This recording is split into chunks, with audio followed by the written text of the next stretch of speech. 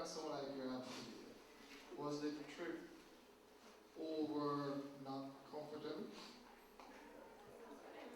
Thank you. And you must guess by now, although our president told you our position that I hold here. Let me first welcome our guests, students from Manchester. It's really good to have you here. We are celebrating Olympic. We felt it very fitting and proper to have a forum with you, to expose you to the principles of Olympism, to expose you generally to the Olympic movement, and also to indicate to you through our panel discussion and general discussions the importance of Olympism, not only in the life of our athletes, but also in the life of our nation. Because Olympism, of course, encapsulates principles, values, fair play, fairness, equity. And therefore, we think that at this stage, you should not only know about the Olympic movement, but know about those precepts, which of course will not only inform your lives as students, but also as adults and professionals when you, of course, graduate. So I want to welcome you very heartily to the Olympic Association. For some of you, Olympic Manor Pass will be the first experience. You must never make it the last. Our doors are always open. Our phone lines are always open. You can always contact us in respect of anything that you wish in relation to the Olympic movement and generally in relation to the athletic career. I want to also welcome Dr. Mansingh, who has always been a stalwart of the Olympic movement. You will hear from him later, and I'm sure that you will learn quite a lot from Dr. Mansingh. It is not one or the other. You can do sport and also pursue administration as well. So welcome. We look forward to a very robust discussion. How was Manchester this morning? Cold or hot? Cool, right? And so you'll be looking at career choices and so on in the future. Now, I just point out that this has been a very rushed thing because we are given probably one of the top coaches in the world. When I asked him what his favorite Olympic, which was his best Olympic? Was it Beijing? Was it London? He said, well, Beijing was special, but in London, of the 6 sprint medals for males, gold, silver, bronze in 100 meter and 200 meters, of the 6, we won 5. How many people can say that? How many universities can say that in the world? I tend to put it to you, none. Right? And sometimes we just take it for granted. And we have to stop and we have to look back because guess what? It's not going to continue like that. Everybody apart from the students will remember when West Indies used to win everything in cricket. Right? What happened? The world put science, technology, psychology, nutrition behind, worked out the most modern methods, and we just stayed behind saying we're naturally talented. What happened? We're now number 9 and we're struggling to get anywhere into the top. If we don't put that sort of science, technology, studies into sport, same thing's going to happen to our athletics, same thing's going to happen to our netball, it's already happened to the reggae boys. We've got to keep up with the world. And it's your generation that has to do that, not mine. So, for those who are interested in other things, as I said, if you're interested in medicine, for example, we can provide you opportunities to do sports medicine, sports physiotherapy, to allow you to be involved with athletes, to ensure that athletes don't get injured or that when they do, you can get them back up and running. And as I pointed out, it's not just about Jamaica. You can go to our facility in Barbados, you can go to our facility in Trinidad, and we're emphasizing sport there. I put up this slide just to point out that sports is very diverse. So you can be doing studies in sports sciences, both at a bachelor's level or a master's level, sports medicine. We have some new programs coming out, sports coaching, where we're actually going to try and equip our coaches with those latest technologies and science that's taking place, cutting edge. And so if you find that you're just not number 1, 2, or 3, then maybe you want to take on coaching, because a good athlete doesn't make a good coach, and maybe you have those qualities. Sports kinetics, sports management, tourism, sports tourism, sports facilities management, sports management at a master's level, sports governance. What I'm trying to point out to you is that sports goes across every field and every form of interest. So it's not just about running up and down or kicking a ball or hitting a ball over a boundary or scoring baskets. You can be involved in sports in any way you wish. And so we have actually forged partnerships. Obviously, I mentioned Racers Track Club there.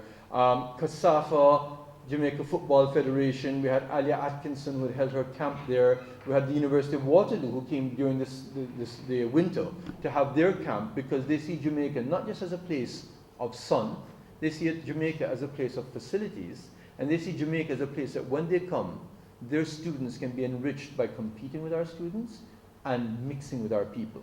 Because we're seen as more than just athletes, we're seen as people that people want to be like. And you guys have to keep that tradition alive.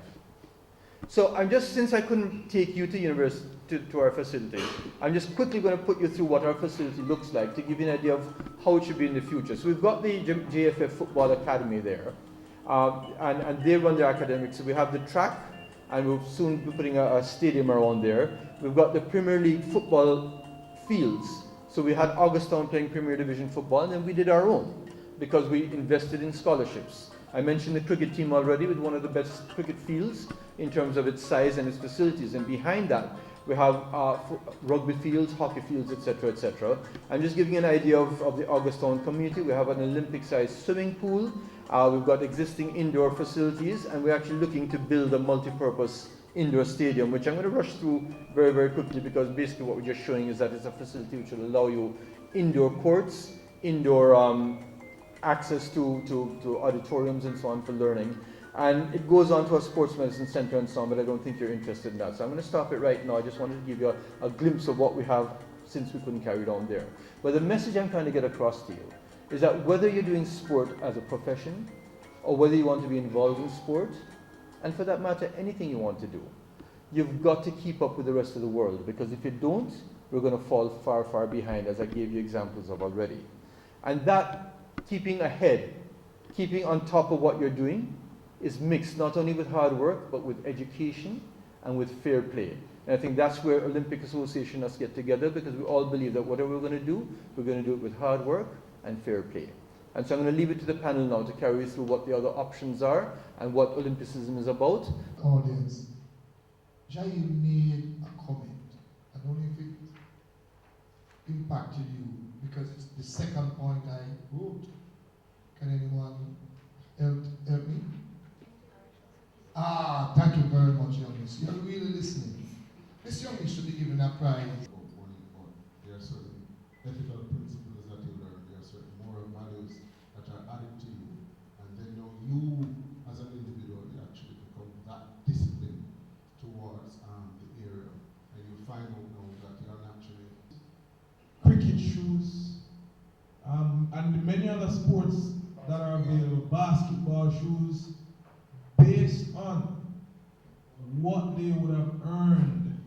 I mean, one of the things that I'm happy about that I did sports, it helped me to be the person that I am today. I don't know if, I still go to school, I don't say anything.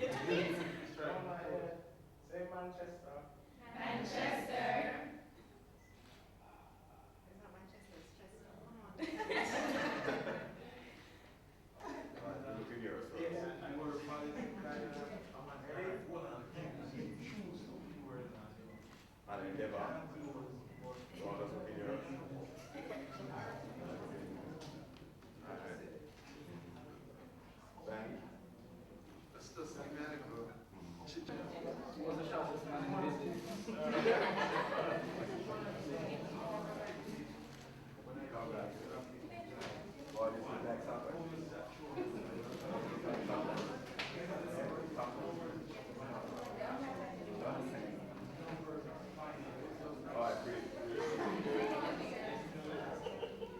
Hello, my name is Torin Simpson and I am Sukanya Wilson.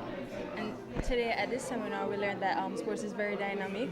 Sports has a wide range of opportunities for not only Persons who are talented in doing sports, but also administrators, persons pursuing medicine, law, a wide range of professions are available in the world of sports.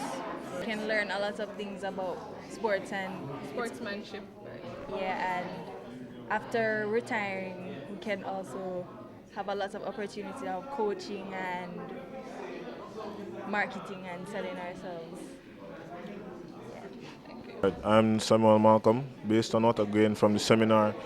I'm a person that loves sports, I'm a person that does sports, and this seminar actually did a lot for me because as a person that does sports, I wasn't actually sure about where the future would hold for me if I was supposed to make it out there in the sporting world. So this seminar actually opened a lot of windows for me to understand what is going to happen when I reach out there, what I should expect when I reach out there.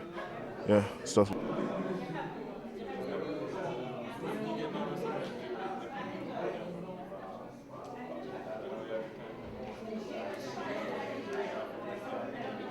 And it's always a pleasure to come out and spread words to the younger kids coming up in the sport, and it helps me become a better person. To know that people are looking up to me, it pushes me and puts focus on me to perform to my best and to be a role model to the kids. And the feedback, you just see gravitating towards how does that make you feel? It's a very humbling feeling, to see that the kids are actually, I'm someone that they actually look up to. It puts a will and a drive in my game plan, to go out and perform to the best every time. Try and perform to the best every time that I go out there on the field.